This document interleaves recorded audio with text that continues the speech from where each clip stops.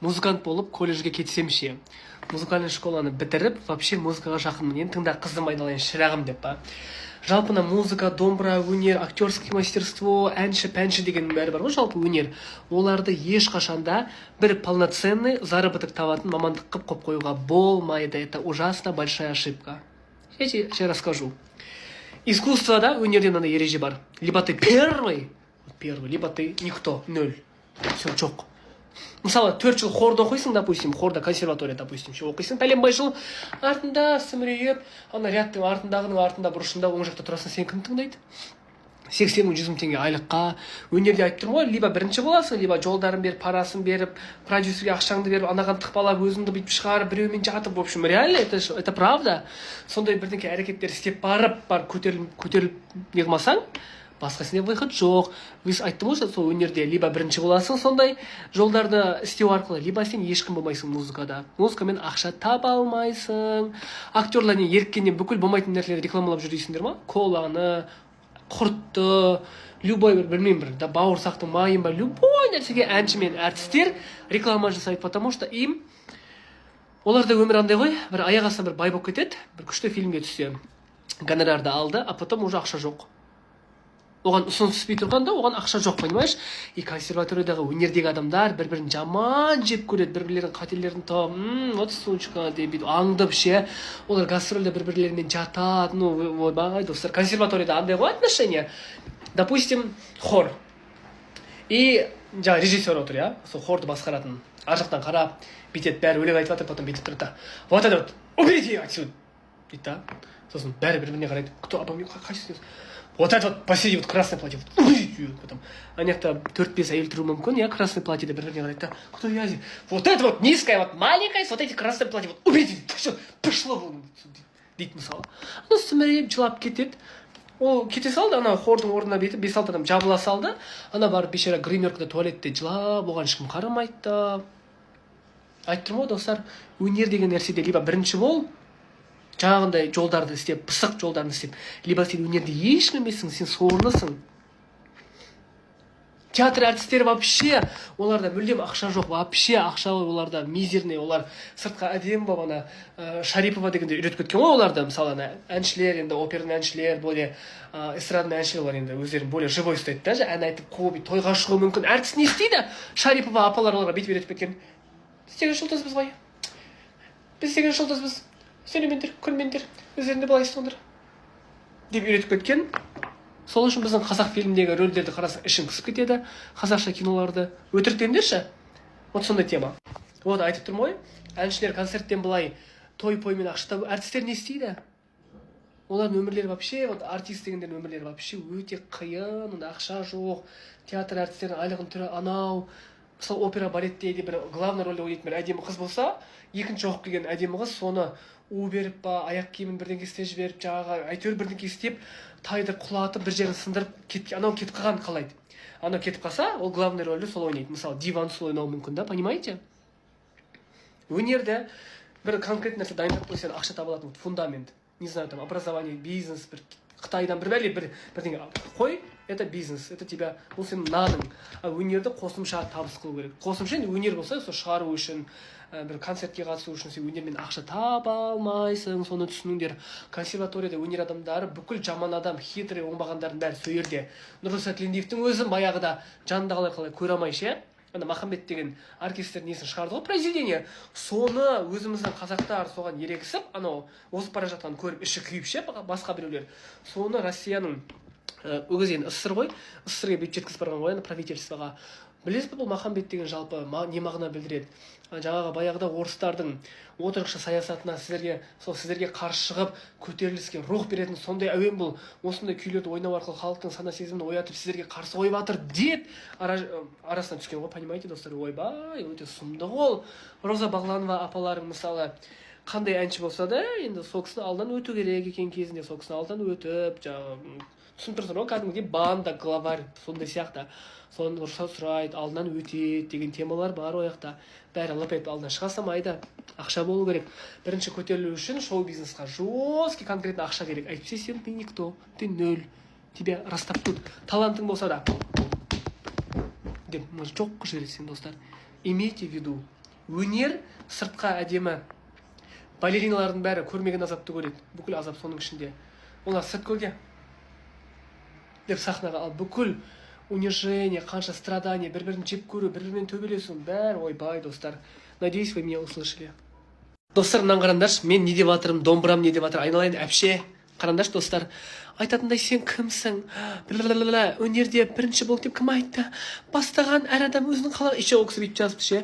Өнерге барса тек бай болу керек, ақша табу керек дегенде өзіңді тыңдайтын жақының айтарсың. Өнерді саудалаймыз, қастерлеу керек. Біле білсең, ата-бабамыз қастерлеген өнерді. Сосын не дейді? Бір Роза Рымбаева ән айтқанда артында оркестрде қаншама өнер адамдары отырады.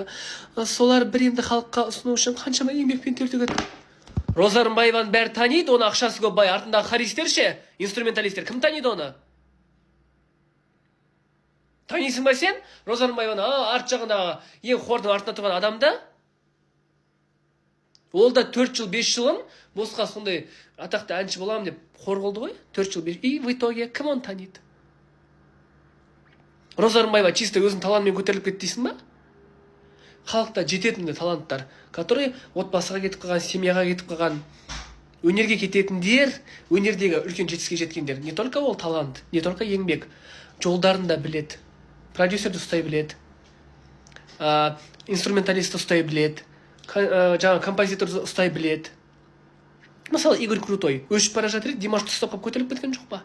Не айтқың келіп тұр сен маған? Айтшы. Таптырда әйел болып осы ма? Сен айтып отқан, мен өзімде домбыра тартамын, мысалы, мен өзімде пианино тартамын. Но что я донести хочу? Сен менің айтқан әңгімемді біреуін түсініп тұрған жоқсың ғой? Жасың осындай келсе, дым түсініп тұрған жоқсың мына жерде. Мен не айтып жатырмын ана өсіп келе жатқан балаларға? Олар 5 жыл уақытын кетіріп, сол бір инструментті үйренбекші консерваторда. Нахуя? Зачем? Бір жылда үйреніп алатын бір жеке репетитор жалдап ба, біреуге барып бүйтіп барып көрсетіп отырып бір жылда спокойно, без напряжения оқып алуға мүмкіндік бар кезде не істейді ол консерваторияда? Қазір университеттерде, колледждерде, консерваторияда білім тыңған консерваторияларда. Баяғы мықты мұғалімдердің бәрі кетті уже, математиктен мықты мұғалімдер кетті баяғы. Қазір бар өте аз ғой, қазір саусақпен санап аласың. Аз ғой бәрі. Бүкіл фортепиано, оперный дауыстар, сондай бүкіл өнер қаяқтан келді? Италиядан келді. Кім әкелді? Еврейлер алып келді бізге, еврейлер. Семен Михайлович консерваторияда болған Құрманғазыда, баяғыда. Солар вот мықты қазақтың интеллигенциясын тәрбиелеп шығарған негізі. Ана бүкіл сенің зиялы қауымың Орынборда оқып келген жоқ па? Ана орыстардан анау қаяқта, Орынбор деп болғанда Петербургта оқыған, ана училищеда оқыған деп айтпай ма? Алып келді солар, ана еврейлердің бәрі бізге орыстарға, еврейлер орыстарға үйретті, пианиномен Бибігүл Төлегенова бәрінің ұстаздары, жаңа кім Күлеш Байсейітованың ұстаздардың бәрі орыстар болған, өліп кетсең өліп кет, орыстар. Негізі еврейлер орыстарға үйретті, орыстар бізге үйретті. Но это не означает, что біздің халық тупой ондай емес. Просто әр халықтың өзінің мәдениеті бар. Біз шынында тарихи ашып қарағанда біз сол көшпелі болдық. Ол себеп бар. Біздің ұлттық тағамымыздың бәрі жеңіл дайындалады, қазанға ет салып қоясың, жылқың мінсе көлігің, ішсең сусының, жесең етің. Көшпелі халық болғаннан кейін біз көшіп жүрген мәжбүр болдық. Бізге ондай фортепиано, операға уақыт болған жоқ. Өзіміздің айтыс домбыра болды бұрыннан, қобыз, жаңа шаманизмнің. Олар өзімізде өнер. Мен өзімде мысалы домбыра тартам. Но я не говорю, что сол домбыра тарту үшін мен мал болып консерваторияға 5 жыл оқымаймын мен. Мен бардым не істедім, мен репетитордан үйреніп алдым. Қалған керек емес нәрсенің бәрін оқымай, миымды ашытпаймын. Бір инструмент қызық болып тұрмас, соны үйренемін барамда, уақытымды кетірмей. Мені үйретеді қазір саған консерваторияда мықтылап. Мықты әншілер, біліп тұрсыңдар, сол кезінде Бибігүл Төлегенова сияқты атақты адамдар лекция берсе консерваторияда, олар келіп бүйтеді. Ну, давай распоемся. Ну, давай, девочка, мы распоемся. Нет, неправильно. Олар көрсетпейді, мысалы кейбір мұғалімдер болады өздерінде, ондай мұғалімдер көбінесе олар атақты емес. Олар өздерінің үйінде отырып, бір кедей киініп жүретін, жаңағы аяғында бір шөлки, нәски, кейбір сондай Галина Степановна деген бір кісі болмайды, жаңағыдай қиялда бір ағаш келеді да, какое дерево, смотри. И сол моментте айтам да, қазіргі сол анау Советский Союздан қалғанына чулки мен галошты киіп жүреді, чулки мен бір не деп айтшы, Советский Союзда қыздардың аяқ киім сандалия сияқты сондай киіп жүреді, жұпыны киінген, түріне қарап мынаны ойбай дейсің, бірақ сольфеджио келеді да, сольфеджиода. Ну, готовый? Вот смотрите, как дополняется мажор, смотрите, он сюда переходит на этот минор. Вы слышите меня? Вот что вот тут? Ну что я играю? Да, вот. Өздерің байқасаңдар сана. Ну, рот надо открывать. Вот так шире открой, когда вот высокая позиция, ты как ты держишь, да, вот так? Поднимаешь все вот, как будто небо вот так вот. Жаңа фортепианода яблочко едім. Вот ондайлар атақты емес, олар андай беріліп педагог. Ал мысалы андай өте атақты әншілер өзінің энергиясын жұмсамайды. Олар келді, ну давай распоем. Нет, неправильно делаешь. Ну все, да, 45 минут прошли. Ну да, конечно. Потому что какая дура хочет, чтобы өзінің өнерінің секретін анаған айтып, мысалы тура солай ол әнді айтып кетсе, ей же невыгодно. Ол бүкіл энергиясын бермейді. Ондай адамдар. Айтып тұрмын мен, өнерді өзің үшін ұста. Бірақ ол 5 жыл қиналып или там нан таппайсың деп тұрмын. Саған домбыра, мысалы домбырист болсаң, нан табу кішкене қиын. Бар, но қиын да. Оны енді білесіңдер ғой, достар. Әншілер шырылдауық шегірткелер дейді. Сөйтіп әншілер жамандап, жер жебіріне жетіп, солардың не ішіп, не тішіп атқанын аңдып, не киетін аңдайтын бізде адамдар бар. Қоғамда. Не всегда говорю, не все. Мен сондай адамдар бар деп айтам. Если вы до конца смотрите мои видео, дұрыстап тыңдасаңдар, құлақтарыңмен бүйтіп ше, я всегда говорю кейбір. Енді қараңдар. Әншілерді сондай деңгейге, сондай менмендікке жеткізген адамдардың өздері. Сендердің өздерің. Понимаете? Мысалы, Төреғали, допустим, енді, оған сондай атақ бердіңдер сендер ше. Мысалы, сендер ұлы дала баласы деп ат қойдыңдар. Сөйтіп, талай былықтарын естідіңдер өздерің. Дұрыс па? Потом қайта жамандап шықтыңдар. Өздерің көтеріп, өздерің жамандайсыңдар. Понимаете? Өздерің қанша сол әнші жамандасаңдар да, айқайласаңдар да, жерге боқтың астына лайға таптап тастасаңдар да, өлеңін спокойно түк білмегенде тыңдап отырасыңдар ғой? Тыңдама. Тойда билеме, қоспа сол музыкасын, көрейін, неге билейді екесің сен?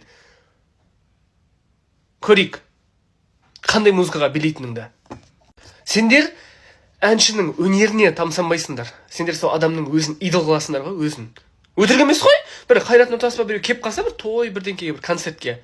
Өліп, суретке түсіп, итеріп, суретке түсіп, деп ше, до такой степени кейде сол әншінің өзін андай мүлдем сыйламай құрметті. Мысалы, Роза Рымбаеваны бәрін жамандап шықтыңдар. Мақыл енді, біреудан енді Иманбек туралы айтқаны енді кішкене дұрыс емес болды. Мен ол жағын, любой адамның, ешкім идеален емес. Әнші деген сөз, ол идеален деген сөз емес, ол да қателеседі. Ол мейлі дұрыс емес болды ше, Иманбек біреудің еңбегін еш еткен дұрыс болмады. Бірақ, ана видео бар ғой, ол кісі сахнада өлең айтып тұрды. Бір бала өлеңнің үстінде ана кісі билеп жатып өлең айтып тұрғанның үстіне түсіп, сахнаға шығып кетіп суретке түсті. Потом итеріп жіберді, иди не мешай. Дұрыс оныкі. Ол кісінікі дұрыс. Роза Рымбаеваның істеген дұрыс. Неге? Достар, мақылда егер өлең айтпай тұрса, какой-то бір промежуточный өлең айтпай тұрған момент болса, мейлі да, ол кезде шығып кетіп суретке түссін. Мақыл, ол енді кешірімді. Өлеңнің үстінде ол анастар айтса, ол дыхание ұстап тұр, ол өлең айтып тұр, и хореографияны ұстап тұр. И тебе кто-то келіп мешает сахнаға. А сендер деп. Әншілердің бәрін өздерің көтересіңдер да? Я? Сондай жетістікке жеткізіп. И потом өздеріңе қарсы шықса, деп шығасыңдар. Вы сами виноваты. Мысалы, Айсара бар ғой, Дариға Бадықова, я, сол кісі. Жанына охранник ұстап жүр ғой, соны сендер осуждаете. Ойбай, Димаштың өзі охранниксіз жүреді, ал мынау охранник бұған немене тойға деп охрана не керегі бар дейсіңдер. Бәрі сөйтті ғой, дұрыс па? Ананы охранник ұстап жүрген жамандап, деп оттап, суайттап, оған охрана не теңі деп жазып шықтыңдар. Бірақ, енді адами тұрғыдан қараңдар. Ол кісі, сол тойға келген кезде, сол тойға келген өздерің сияқты жабайылар соны идол қылады. Жүгіріп, итеріп жанына түсіп, ана кісі жүрамайды, жан-жағын қоршап алған адам қосы бір нормально жүрамайды. Ана жерде бәрі жабай қосы суретке түсіп жатыр. Айналайындар, сендер маған сол сұраққа жауап беріңдерші. Бір адамды, бір бишіні, бір әншіні, бір адамды идол қылғандай күшті фанатизм болып кетіп, төбелесіп адаммен суретке түстің, сол сурет қалады ғой. Мақыл Инстаграмға бір салдың, көрді. И чо? Сен сол адаммен суретке түскенде не болды? Сен сондай әнші болып кеттің ба? Сен атам мынауда болған жоқ. А сендер сол автограф алу мен суретке түсу үшін бүкіл мәдениетті ұмытып кетесіңдер. Өтірік емес қой? Даже мысалы ана неге кеткен кезде жаңағы құлсарына суалған кезде ақша жіберді ғой енді. Соның бәрін вы осуждаете, мысалы 100 000 теңге жіберді. 500 теңге жіберді. По факту келгенде ол андай тема. Ол 5 теңге жібере ма, 5 миллион теңге жібере ма, сенің ода шаруаң болмау керек. Сен жібер 5 миллион теңге жіберсей. Или сенің ақшаң көп емес екеніне ол кінәлі ма? Өзің кінәлісің. Сен ақшаң қаншалықты көп па, аз ба, қандай өмір сүріп жатқаныңа сен өзің кінәлісің. Пожалуйста, сен неге әнші болмадың? А? Сен неге биші болмадың? Сен неге әнші болмадың мықты болсаң? Жалқаусың ғой сен, өзің болған жоқсың ғой. Олар сондай сахнаға шығып, бір-бірімен конкурировать етіп, ән айтып, ана адамға ақша беріп, жолдарын тауып, әйтеуір бір звукорежиссер бірдеңке істеп барып жетті. Ол да еңбек, сен жеткен жоқсың. Ол өзінің тапқан ақшасынан қанша беретінін өзі біледі. Түсіндің ба? 500 теңге жібере ма, 5 миллион теңге жібере ма, өзі біледі. Ана жылы Мақпал Жүнісова мысалы жылап бір видео салыпты да. Сөйтсе адамдар, ойбай, осы әншінің осыны газ кіргізуге ақша жоқ деп ойлайсыңдар ма? Деп іштер деп па. Сол әншінің бай екенін көре алмайсыңдар. Ал сол әншіні байытып отқан өздеріңсіңдер. Бір жерге барса өліп суретке түсіп шақырып $5000 шақырған өздерің сол әншілерді. Сосын ұялмай, ал біреу бір ай өліп бір қаптасып 100 000 теңге алады, ал біреу өтірік фонограммамен 3 минутта $5000 алады. Кім кінәлі оған? Кім кінәлі оған? Кім кінәлі? Сен кінәлісің. Сен қаяқтан білесің сол әнші Мақпал Жүнісованың ішіне кіріп шықтың ба не? Может, сондай ән айтып, бір дәулет топ көрінгенмен, может, оның да қайғысы бар шығар, может, оның ақшасы онда көп емес шығар, может, бірге қарыз шығар. Понимаешь? И ол кісі мысалы Болат Назарбаевтың біреудің несінде барып өлең айтса, күйеуін өлтірген адамға сондай, соның үйіне барып ән айтып отырып, мен үйтпес едім. Егер сен әнші болсаң, биліктің айтқанын тыңдайсың сен. Егер сен әнші болсаң, биліктің айтқанын тыңдайсың. Сенің миың жетпей түсінуге.